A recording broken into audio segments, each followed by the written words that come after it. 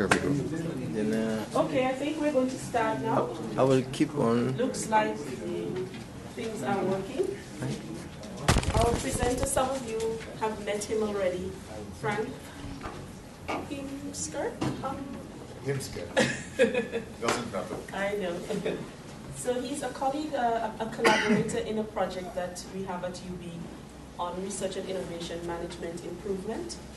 And he's here with us over the past, he will be here until tomorrow, where he will go through issues around European funding.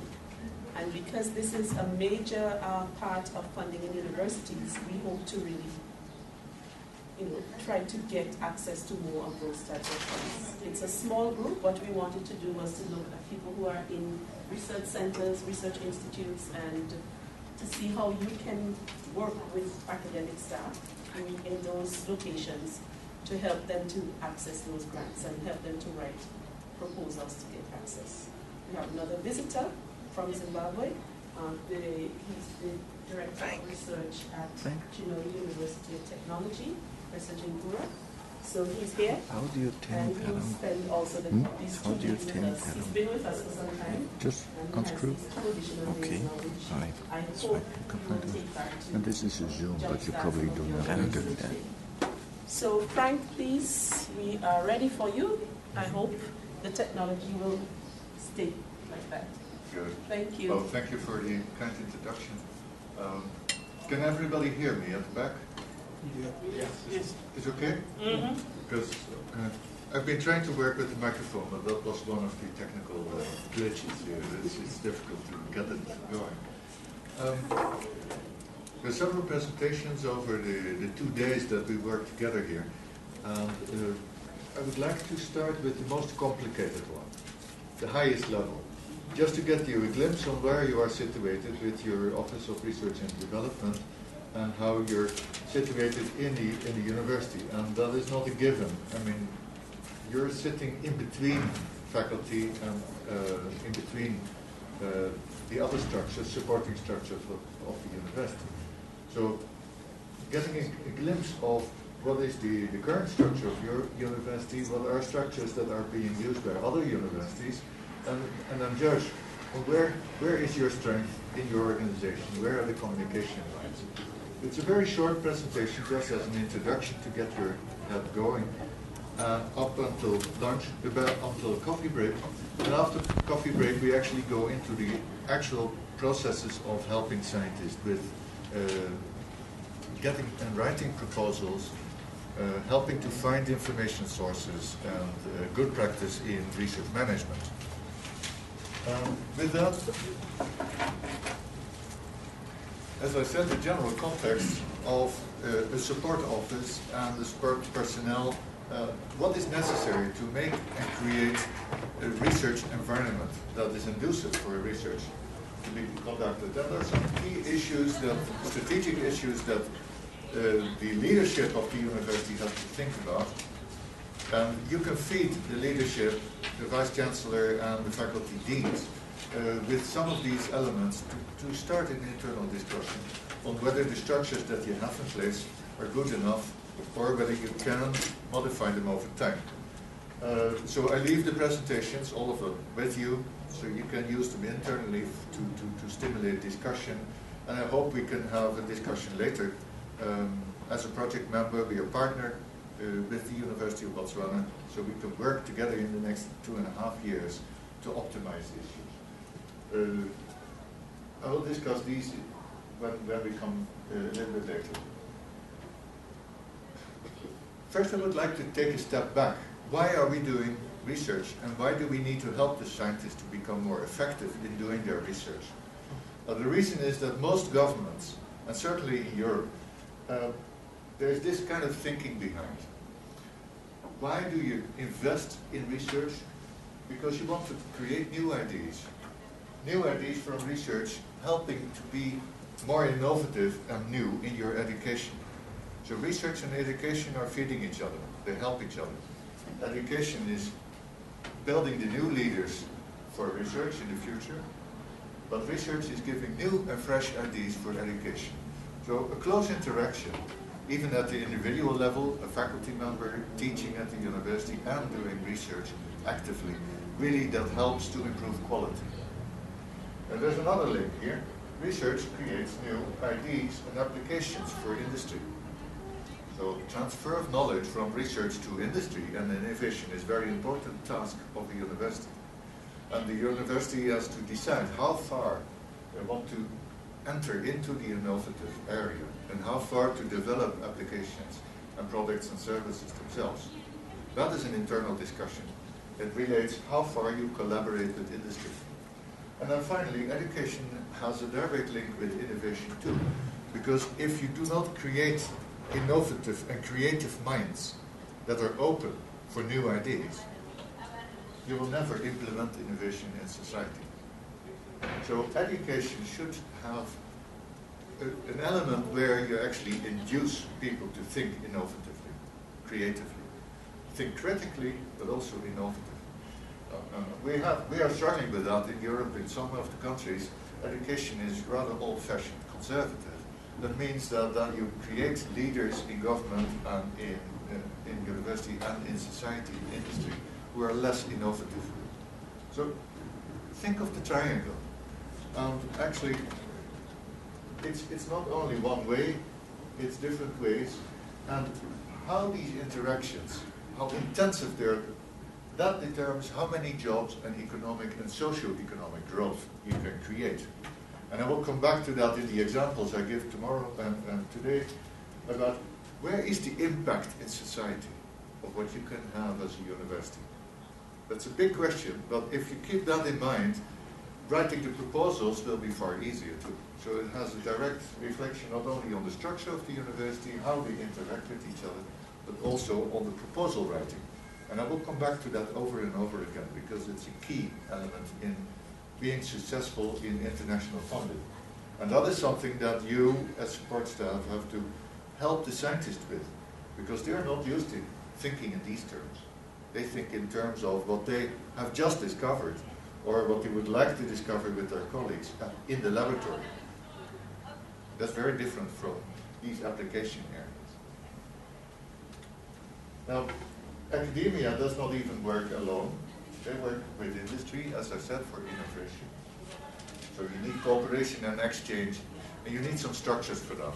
And your Office of Research and Development has the mandate, as I've understood, to actually help the exploitation of the research results.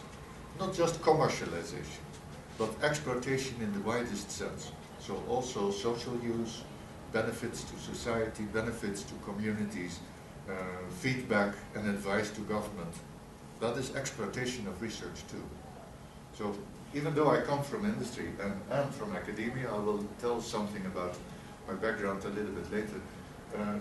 Please realize that academia is not working in an island, but you're depending on the government setting the rules, and you're feeding into industry with fresh new ideas and people. And the industry is not working on an island too. The industry has to work with investors and their clients, and they have to operate in the sphere of the rules set by government. So all these different players have their own role in this theater play. And you have to be aware of those, especially you in the ORD and the other support staff. You always get questions about the rules from government, from fiscal and legal asset, the rules from industry, what they would like to see, how to negotiate with the industry. And if you understand how the industry is working, what their constraints are, it's easier to negotiate a good contract with them. So that is the reason why I put these few slides here as the overall picture, so that you know in which context you're working. Now, zooming into the university itself, many universities have different goals there. Outreach for education, for students, outreach for courses and continuous professional development, and create new knowledge. And there may be other tasks that the university has. And those tasks are depending on the university. Each university has their own balance. Some would like to do only education and very little research. Others have much more research and very little courses. So it depends on your university the capacity and the expertise you have, where you put the balance. And that determines which infrastructure you need. Infrastructure in terms of support structures like the Office of Research and Development, support structures like International Exchange Office to help with students or to help with exchange of scientists, and hard infrastructure in terms of laboratories, IT facilities, buildings. Now, if you know that, and you have mapped this, and you have mapped that, then you can look at where to find the funding. And I will come back to this after the coffee break, but there are many different sources of funding, not just for research. You have funding, the program funding from government to build your buildings here, and you have industry funding to do some very specific research. You may have other funders who help with specific courses or with education to add on an executive chair or professor on a very specific topic that is funded by an external funding source. So making a good balance in combination that fits your university infrastructure and context is the key to successful financing. And it's not one source alone. And this can grow, and over time you can add pieces of the infrastructure. So again, that is something that you as the Office of Research and Development may be aware of, but which funding do you get from where and which argument? Because like industry would not like to build buildings. They would like to see results. So you don't use in their budget for a proposal infrastructure building unless they actually say that is allowed. But usually you focus really on the outcome. Well, for government it's important to have buildings and infrastructure laid out there that enables education and research later. So it really depends on which argument you use, which funding agency you can use to get the mix, the right balance. And as you see, some funders will have certain targets. And again, just like proposal writing, if you ask for money from the government or from other funding agencies, non-governmental agencies, for example, you have to use the right argument. And that drives your budget. We will come back to that tomorrow. So that is governance too. One key question that I always ask, if you start looking for funding sources, is where is the value? Value can mean very different things. For a government, giving money into a university, the value is from, look, we have this bright, fantastic new building, we have so many students coming out every year, we have so many professors, and the total turnover of this university is so big. That is the value for them. For industry, they couldn't care less. Even if you have an old building, as long as you do good research and you get the results to that, that's fine. But they are interested in, do you have the right expertise, the right people to do this quickly? And do you have the right equipment to do it at the right quality level? So industry is more likely to fund equipment and people and less likely to fund infrastructure. And internally, for the scientist who is interested in the funding of an international proposal, of course they would like to get new products, processes, publications out. But there are all certain things in a funding proposal that can add value by avoiding things. I will come back to that in the next slide.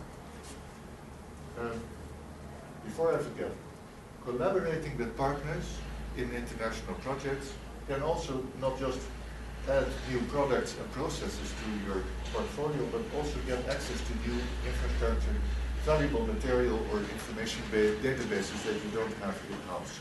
So please keep this in mind, because these can be arguments for international partnering that then in return allow this in the longer term. And that is what I was just about to tell. There are a number of things that you may want to achieve in a project with subsidies, and there are also things that you may want to avoid. For example, losing your key experts if you don't get that grant. Think of an NIH grant, allows you to do clinical research. Now, that will be a major attractive thing for your key clinical medical doctor. But if you don't get that NIH grant, maybe he goes to another institute where he can do clinical research. If you lose that medical doctor, the whole group may be lost. The same for infrastructure. Having a project may allow you to upgrade your information database, your laboratory equipment. If you don't do that, your key scientists may become disappointed and walk away. So it's positive and negative drivers that are important to get international funding. Now there are many elements that you can influence in a university, and the Office of Research and Development is one of the conductors that helps to steer with these drivers. You can attract talent, you can attract new technology and know-how. You can actually attract access to international networks, and we will give many examples in practice of these things. So right now this is theoretical, but in practice I will give you examples how this works. And you can build up new infrastructure or improve processes like the Research Management Office, or ORD as you call it, or the technology transfer capacity. You can learn from international partners to do that. You don't have to do everything alone yourself. You can actually learn through projects from your international partners. I hope, like we do in this RIMI for AC project together, that we are part. And yeah, I'll come back to that later. So again, government money usually is managed by the research management, or the ORD in this case. Private money is usually managed by the knowledge transfer office. In this case, ORD has the same mandate, so in this case these two are combined. But you may need different processes for each of the different grants. Government grants usually has a different process than industry grants. And then of course this you have in place already, I understood. And I will be very interested in learning from you in each of these three tasks or group of tasks, what is in place already, what is working fine, and where do you need additional help. The output, measuring output is always important for the university as such to report at the end of the year. Measuring outputs, of course, this is easy. Publications, students, everybody can measure those. But the more difficult one is actually this, the intangible assets. And this contributes to this. But to measure this is far more difficult. And in European universities, everybody is struggling with this too. So what is your unique asset that you have in your university that stands your university out from other universities in the region? Why would an international partner be interested in collaborating with the University of Botswana? Why don't they go to University of Cape Town or to University College London or to Harvard? Collaborating in research is international competitive activity. So you have to stand out somewhere with something unique, which you're really good. Not try to copy other universities, but to stand out with your unique elements. That is key, to attract partners who can do and help there. And local outreach is important for local communities and the government. If you demonstrate that your university is helping the social community in the framework, either with advice or short courses or with education. For example, where I come from, we did HIV/AIDS research, and a very important one is to reach out in the local communities to help to prevent infection. And you don't do that by printing a big flyer with very difficult medical text. You go out to communities together with a sociologist or somebody who can tell a good story, or tell the story through a play, a theater play, and then reach out to illiterate people too. So that can have a real impact if you drive that with knowledge from the university labs. And then of course retain and attract top talent from elsewhere. Science exchange programs, I will discuss a number of examples this afternoon, are very, very good. And the end goal is, of course, recognition, to be visible in the world among the Harvards and the Cambridges and the others. And that's not an easy task. It's a long-term goal. one thing we discussed yesterday, I just put it down there. Remember the discussion we had yesterday also about autonomy. How much can you decide in the university yourself and which elements you're forced to because of the law? Those are things that go down, all the way down to fiscal rules, tax elements, salary levels. So those are the things that we can discuss in detail. If you start reflecting on this presentation internally, I'd be very happy to get into practical detail with you, to see where are possible solutions. The same for ethics and regulatory affairs and those kind of things.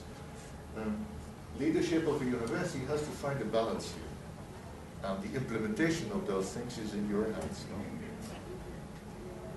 Now, some people, especially external consultants, they love to have these teams to make life extremely complicated and have very, very elaborate programs.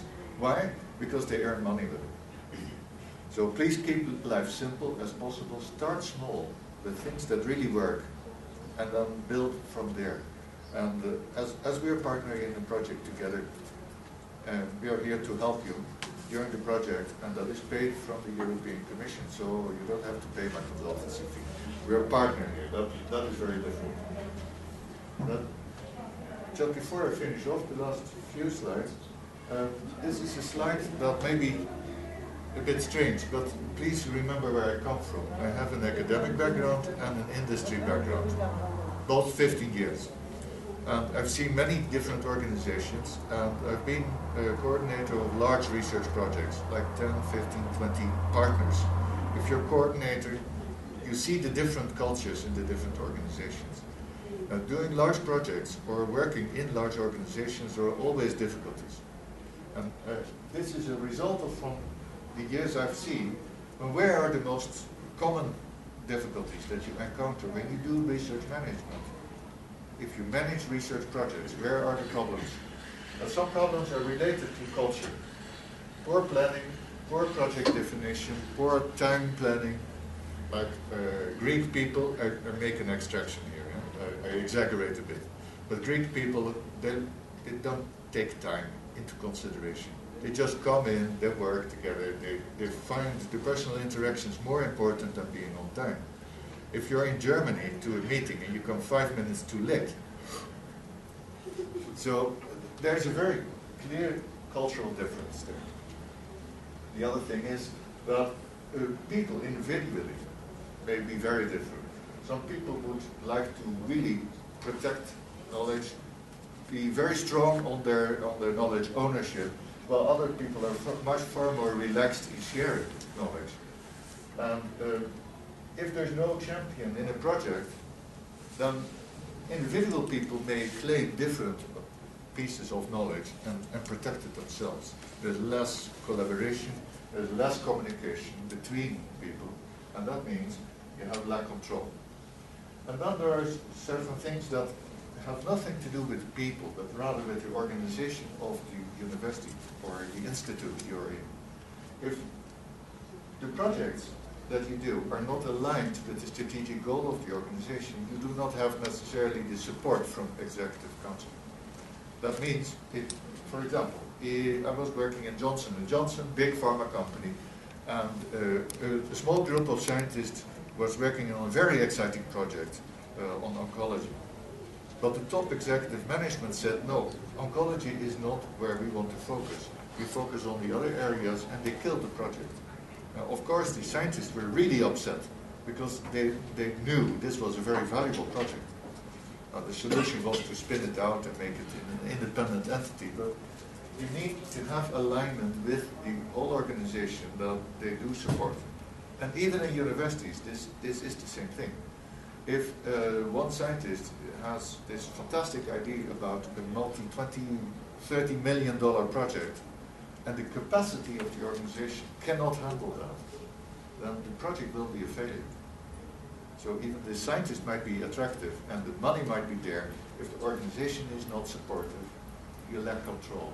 And so you see that there are a number of things at individual, cultural, and organizational level that can go wrong. And all the three need to be in phase.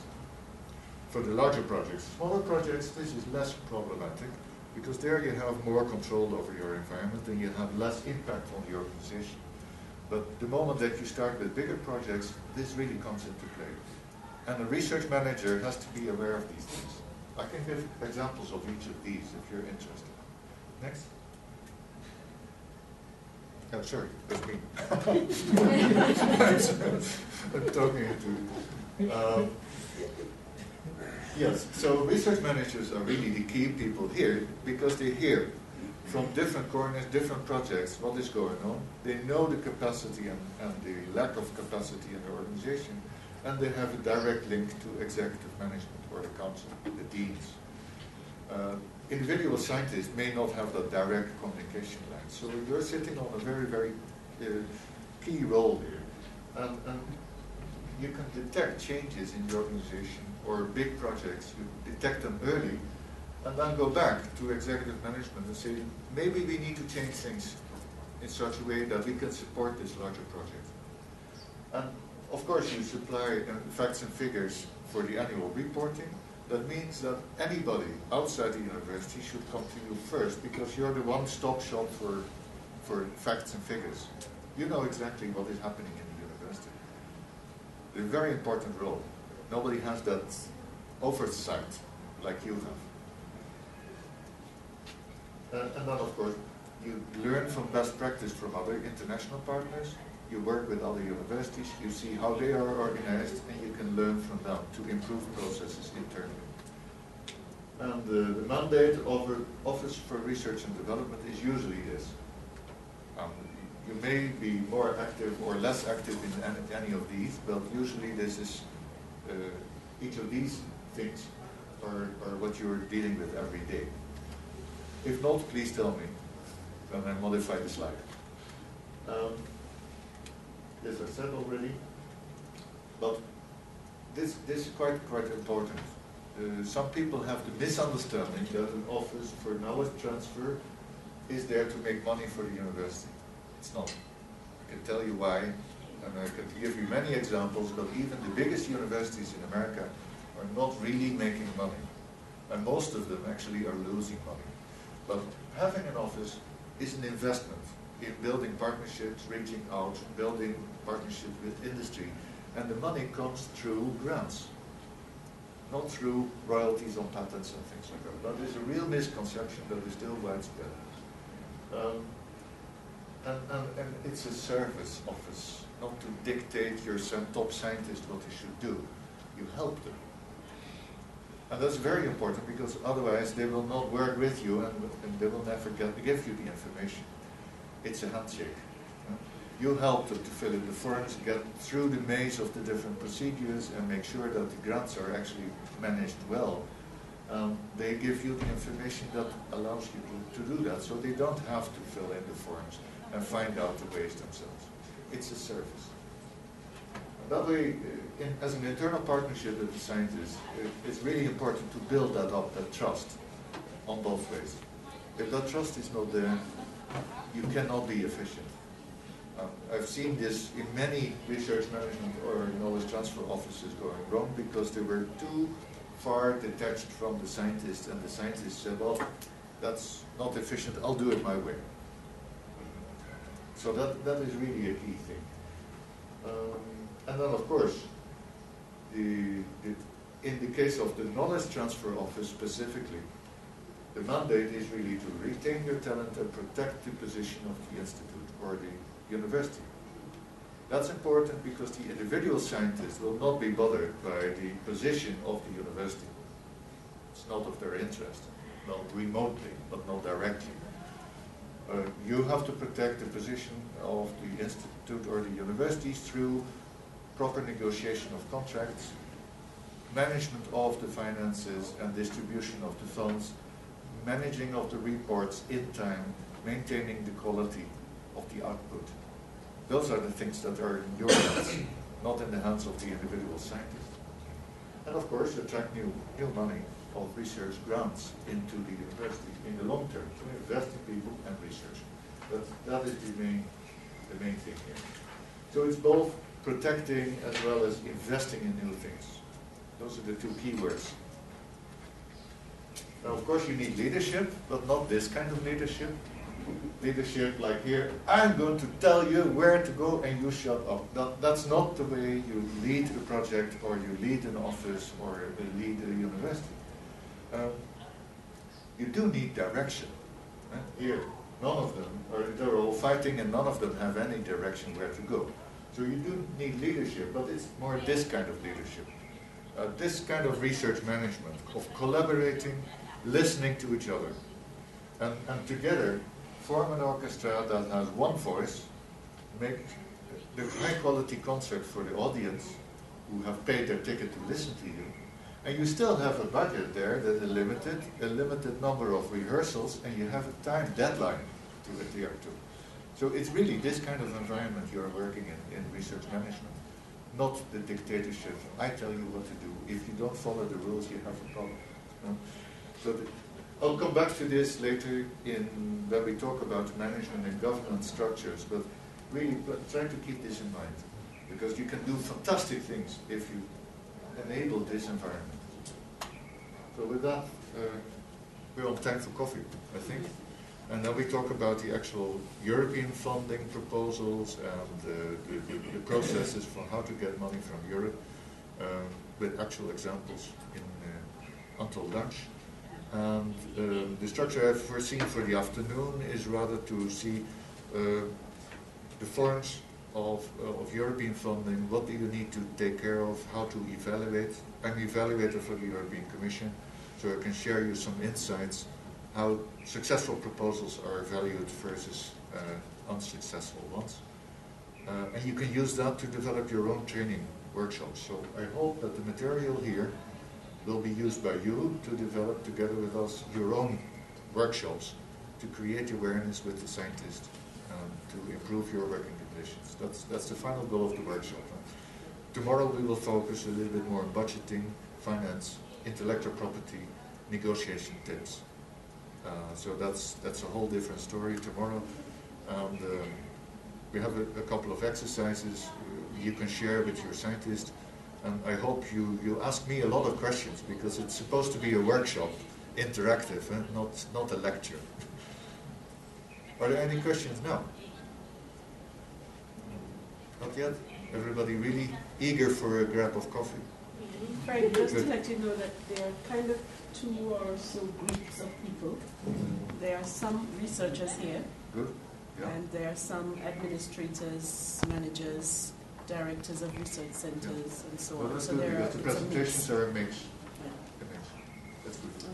Okay. Great, thank you. So, tea break? Yes.